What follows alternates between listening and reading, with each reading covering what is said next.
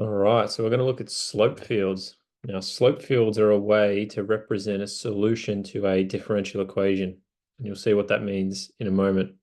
So definitely go back and look at a few of the videos on differential equations because it's going to require us to look at a simple differential equation and then understand how the slope field can be used to represent a solution to that differential equation. So if we have this differential equation, dy dx equals 2x, hopefully you could recognize that the solution to that differential equation would be y equals x squared plus c.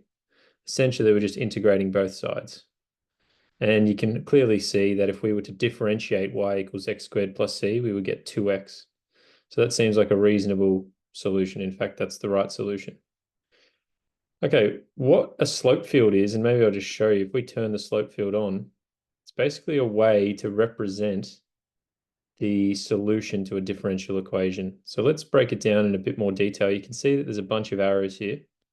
These arrows all have different slopes to them. So some of them are more sloped upwards, some of them are sloped downwards. You might actually see a general pattern to it though. It sort of has this sort of shape, sort of has the x squared kind of shape to it. And there's a reason for that. So basically what the slope field does is it maps, obviously has the Cartesian plane, and at every point it tells you what the slope would be at that point, and then draws a little line or a little vector to represent the slope of the solution at that point. So let's maybe break it down in a bit more detail. Let's look at this. For negative 2, 3, the gradient value is negative 4. So if we're at the coordinate negative 2, 3, the gradient value is negative 4. And that should make sense.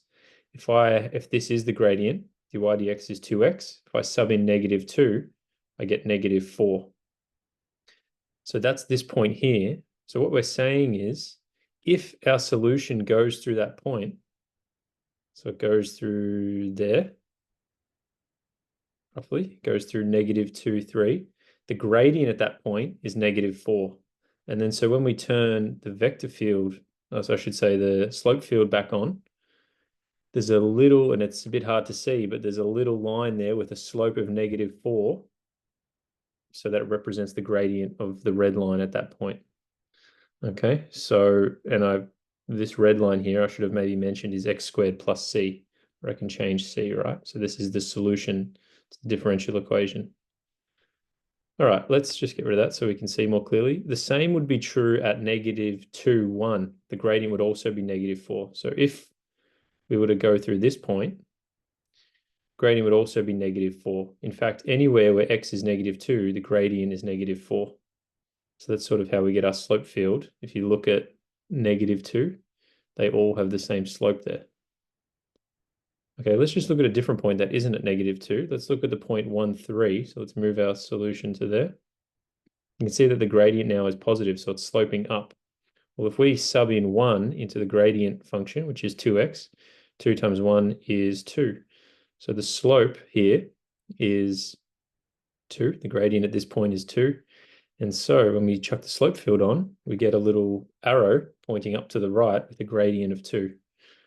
Okay, I encourage you to think about why all these other little arrows point in the direction that they do. And the other thing to say is that there's a lot of conventions here. The size of the arrows, how much we space them apart.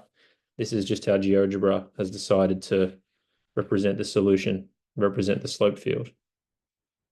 Okay, and there's no secrets here, so let me just explain how you generate a slope field. So let's maybe look at a different example. So we do f of x equals 3x squared to get something like this. To generate the slope field, we are going to do slope field, and then we chuck in there f of x. Okay, and then you can go to settings and things, and you can change the you can give it some arrows and things. So maybe let's do that. Let's draw arrows and let's make it a bit, so that's a bit clearer. Okay, so you get the slope field for the differential equation dy dx equals 3x squared. So this purple line is 3x squared. So if you were to set up a differential equation dy dx equals 3x squared, you'd get this slope field. And interestingly, look at sort of the slope. You can sort of probably tell what a solution to um, the differential equation dy dx equals 3x squared would be. It's a bit hard to show, but it's kind of got this slope to it. If you sort of follow these arrows along, it's got this kind of slope. And I might give it away, but have a think, what kind of graph is this? Well, it looks a bit like x cubed, doesn't it? So we're sort of getting that shape. The slope field can help us determine what the solution to the differential equation is. All right, let's finish with a problem as usual. So create your own slope field for the differential equation dy dx equals 3x. And importantly, see if you can interpret why it looks the way it does.